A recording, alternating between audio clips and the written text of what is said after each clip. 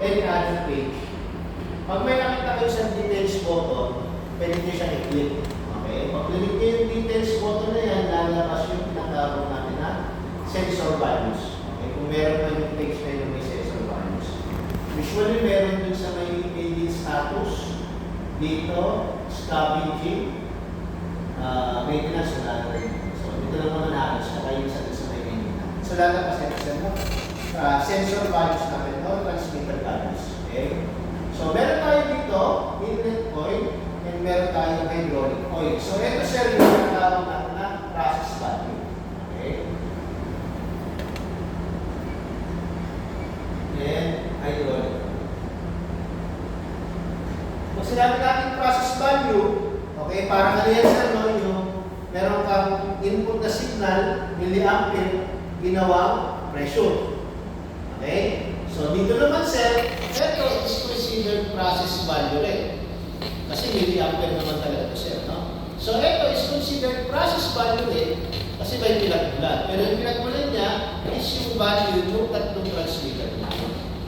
So, basically speaking sir, no, yung interpoint natin, ang computation ng process value is actually average no tatlong transmitter.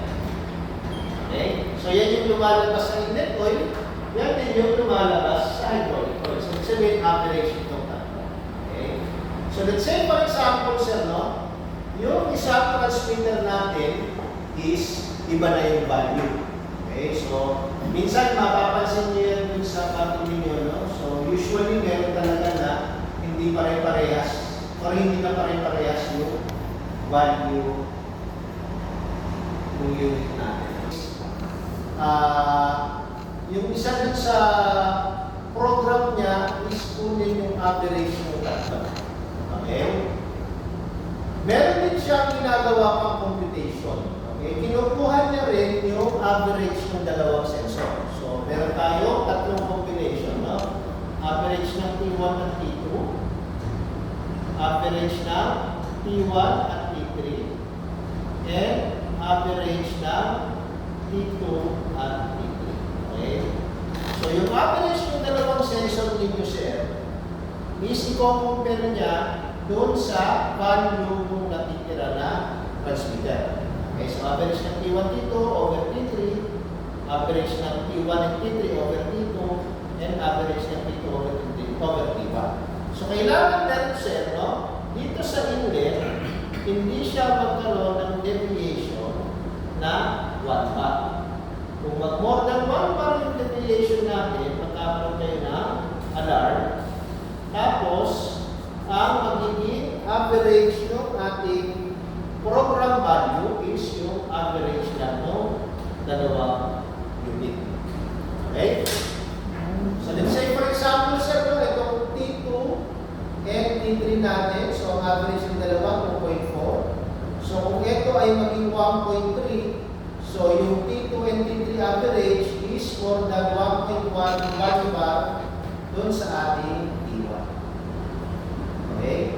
So, in this case, sir, average 2.4. Ilan ang deviation niya sa 1? 1.1. So, na-reach niya yung alarm level. Kaya nagkaroon tayo ng pump inlet pressure sensor, ACU1 deviates. Tapos, yung inlet point indication natin, 2.4. Kasi average na lang ito ang lalabas. So, i-ignore na ito, number 1 na transmitter. Okay? So, kailangan palitan na sa kasabayan. Kung yan talaga yung may problema, sir, no? Okay. So, kung meron dalawang sensor na magloko, okay? Let's say, ito dalawang 1.3, ito ngayon ang nag-deviate. So, lalabas na value niya dyan, yung average pa rin ng dalawang sensor. Dalawa.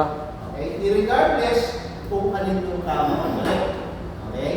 Yung dalawa, sensor pa rin ang lalabas. Okay? Kaya kayo siya? Ano? Okay? So, ngayon, sir, kapag ang program value natin, o itong process value natin dito, okay, tayo umabot ng around 0.7 sa bago 0.8. Okay? Magkakaroon tayo ng low pressure alarm sa inlet. At kapag umabot siya ng 0.5, magkakaroon tayo ng no pressure shutdown. Okay, so ito yung isa sa cause ng shutdown from EIC. So this is not cancelable shutdown. Okay, ang cancelable shutdown yung hydraulic leakage. Okay? So una, pag umabot, ito, yung inlet oil, meaning yung computation sa 0.7. So magkakaroon tayo na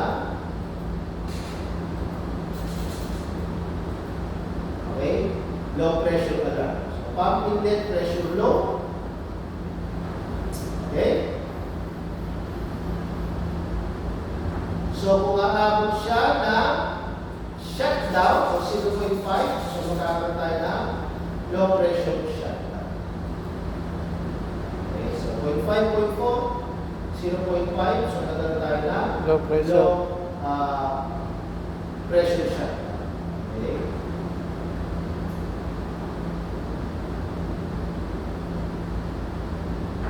So dalawa yung lalabas na alarm. Kasi nag-trigger ito, no? Pump inlet pressure shutdown level. Okay, ito kasi yung discharge shutdown level. Okay? Kung nag-shutdown ka ng inlet, nag-trigger din yung discharge. Okay, kasi ano naman yung ano natin, bumagsak din yung pressure. Kaya bumagsak din yung ngayon. Kung totoo nga. Sir. So ngayon, sir, meron kayong ganitong value. Okay? So may possibility pa na dalawang sensor yung naglono ko at ito yung okay. May chance. Sir, may chance, pero May mababa. chance, sir. Pero mababa. Pero may chance. Pero may chance. Okay. Ngayon, paano nyo ma-assure na talagang ito ang tama at mali talaga yung dalawa? Reference na calibrator pressure, sir. Calibrator? Kung Pwede. i-isolate mo tapos feed ka, kung tingnan ko, i-compare sa reference. Okay, kaya lang ang susukatin niya yung milliampere. Kasi milliampere yung makikita niyo sa ano eh. Sa Hindi, sir. Example, kung mismong, pwede yun. ba? Pwede ka mag-feed doon. Kasi- Pero kasi- pwede ka rin mag-feed doon sa actual pressure. Ang sensor talaga yung, Yes, sir. opo, Pwede rin. pwede rin. Ano yung pinakamadali? Sa filter, sir. Sa filter. Sa filter. Kasi after filter, may pressure gauge. Okay? So, pwede yun. Pwede din. Ano pa? Ano pa yung meron sa filter? Bukod sa pressure gauge sa filter, meron din differential pressure, yung magpupula. Okay? Kasi kung totoong bagsak yung inyong inlet, okay, at okay yung before, yung before natin sa filter sa after filter, no? Meron ka rin ito sa. So kung ang inlet mo ay 2, which is yung liquid pressure mo ay 2 rin naman, tapos dito nagpula, so ibig sabihin bagsak talaga yung out mo. Okay? O pwede nyo tingnan yung pressure gauge dito. Kung hindi kayo confident sa gauge dito, pwede mo ito check sa calibrator. Okay? Para sure ka na itong tinitignan mo na ito, tama. Pero most likely tama kung magkalitong talaga. No? So ngayon, halimbawa lang sir, no? Okay? Wala kayong spare. Tapos nangyari yan during maneuvering. So shutdown yung makina, pero ang totoo, meron naman talaga kayong pressure. Nagkataon, nagsabay naglow yung transmitter. Anong gagawin mo sir? Invalidate. Na? Invalidate. Eh, paano mag-invalidate sir?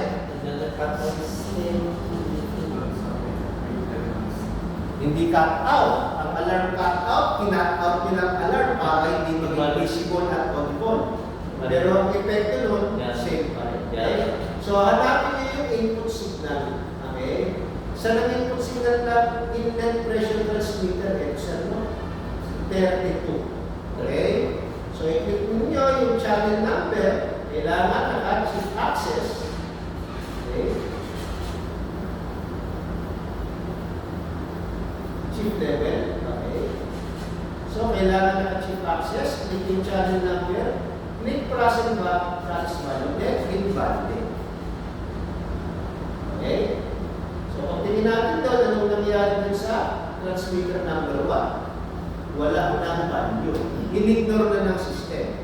So, dito, kung mapapansin nyo sir, no, pag dalawang transmitter na lang ang available, average na yan.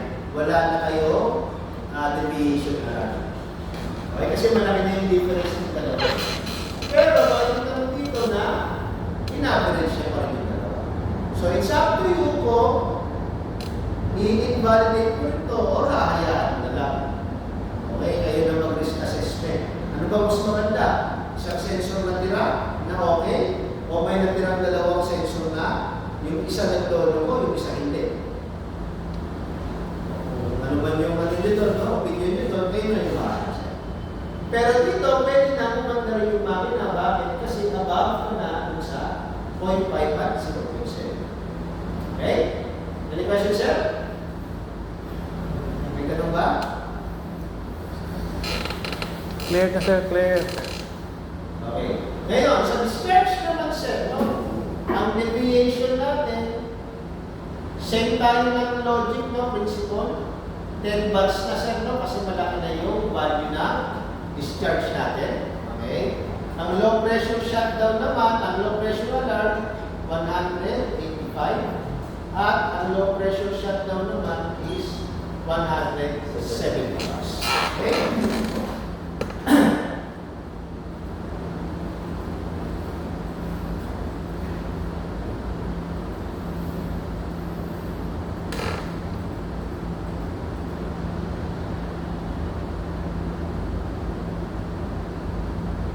So dito is okay pa, no?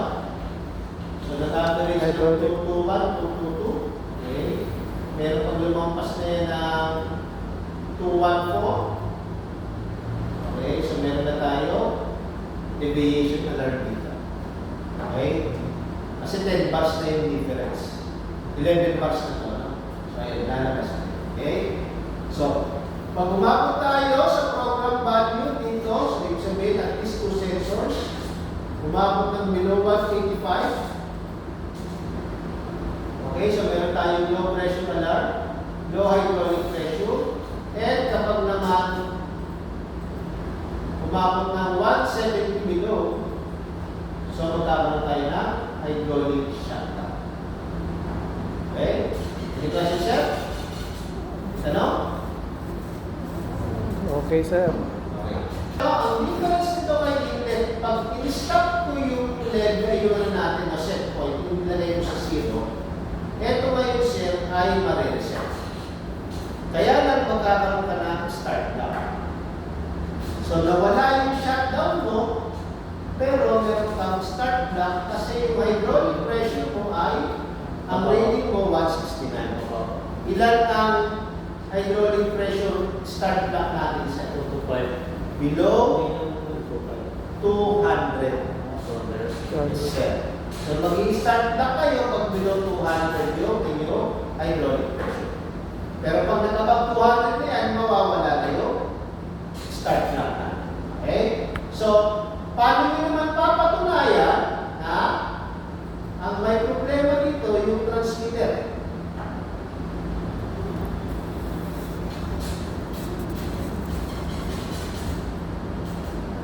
Wala natin mapapatunayan na yung transmitter yung problema. Wala nang filter. Hindi nakasama sa filter yan. Discharge. Usually, wala yan manual gauge. Bakit? Kasi masyadong mataas yan. Okay? So, pwede ninyong gawin, sir, no? Dito, sa block natin, okay, meron niyang minimescope ito, no? So, pwede kayong mag-measure na hydraulic pressure dyan. Okay? So, para ngayon dito, may minimis kayo, no? Okay? So, pag yung kasi nasira, sirit talaga yan. Okay? Any questions, sir? So, let's say, sir, no, ang totoo, 225,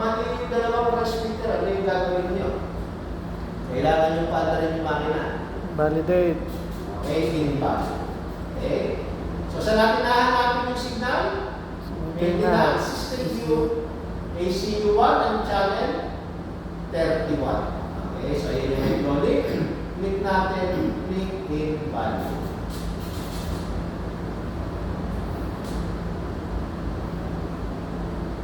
So makikita nyo sir, may start block pa rin tayo. Okay? Kasi in-ignore ng system yung invalidation ng discharge. Ah, Okay sir, ito yung may binanggit ako before na yung unang hindi naraw. lahat ng invalidate susundin ng system natin. So dito medyo critical kasi. Okay? discharge ko lang. Yes sir. So baliwala yung ginawa natin. Anong pwede nyo gawin? Eh, kailangan nyo umandar. Okay? Actually, ano yan, no? Kung critical situation yan, kaya totoo o hindi, di ba? Haling masira yung makina kaysa yung mapaglawan na ano. Okay? Pero just in case, halimbawa, ang totoo naman ay ito mali, kailangan yung pagkanahin yung makina, wala kayong pamalit na transmitter. Ano yung pwede nyo gawin sir? Marami sir. Pwedeng simulator, pwede mo rin oo. Okay, yung isa, mag-simulate ka na. Na Photo 20 para Photo 20 saan sir? doon mismo sa sensor pa. Pwede din Sila na yung sensor eh. sa kwan sir, sa connector niya or sa MPC Doon sa ka. junction, sa MPC. Pwede ka rin doon. Pwede nyo pang simulate. Pero namang simulator daw. Oo. Mini-apple simulator. Pwede Pwede rin rin, resistor. halimbawa, kuha kayo ng pressure transmitter, yung 5 to 10 bars. Oo. Isaksak mo sa calibrator. Okay, yun namang i-feed mo dyan kasi 4 to 20 rin yan eh. Okay, kahit maglagay ka ng, let's say, 1/3, no? 225 or 200 bars is 1/3 and 300. So sa 20 bars, pwede ka maglagay ng 20 bars. Sa 30 bars na sensor, 20 bars. Oo. Sa 10 bars na sensor, 3 bars. So sa calibrator, para lang lumabas yung milliampere na ang lalabas dito ay 225. Pwede sir. Okay, hindi. Okay. Pwede rin temperature. Gamitan mo ng Basta resistance may box. 4 to 20 milliamp. Opo. Okay, sir. Pwede yun. Okay. Dadayain lang natin yung computer. Opo. Okay. Ano pa pwede gawin, sir? Yung pinakamadali. Potensyo. Bunutin nyo yung signal. Ah, Pag binunot mo yung signal, ganito rin ang mangyayari. Bakit? 0 milliamp. Mapipwersa siya.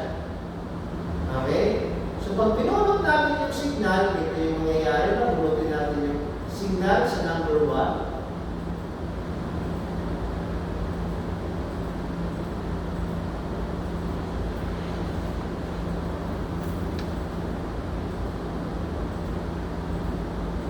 Okay, isa no? Kung binulot natin signal, nawala. So, average na yung dalawa. Ang problema, hindi lumabot sa 200. Hindi ka rin makaandar. Okay? So, dalawa ngayon yung bubunutin mo. 10. Okay? So, bubunutin mo rin yung sa ACU. Para mawala sa yung signal, wala na. Pero sa akin siya sa isang signal na lang. Kasi naka-average pala siya sir, no? Yes, sir. Kasi mag-average yung dalawa. Sa MPC bubulong. Yes, sir. Yung Pero- junction, 31. Pero may alarma yun sir pag bunot mo sir. Yo? Naka-alarma. Sir, may alarma. Supervision feedback. Supervision feedback. Pwede mo nang hindi invalidate. Na? Pwede naman. Useless naman eh. Oo. Kasi tinanggap naman niya yung kwan sir, no? Yes, sir. Okay? So sa Thursday ko na ano doon, no? Ipapagawa sa inyo. Kasi simulate yan. Kayo actually, papabaguhin mo sa simulator ng value. Okay. Paglalaro nyo para makita nyo yung nangyayari. And then, sa akin mag-invalidate tapos ma-remove ng junction para makita natin yung difference. Ano pa nga yung ibang kwan sir? Parang tatlo yung sinabi mo na hindi cancelable sir eh. Na? PIBA. PIBA na lubricator, PIBA feedback, lubricator feedback. lubricator feedback, at saka ito, discharge. Tatlo. Okay. Tsaka yan, discharge. Okay? Kakasabi lang ng day 1, nakalimutan. Okay. Valve ng system. Okay.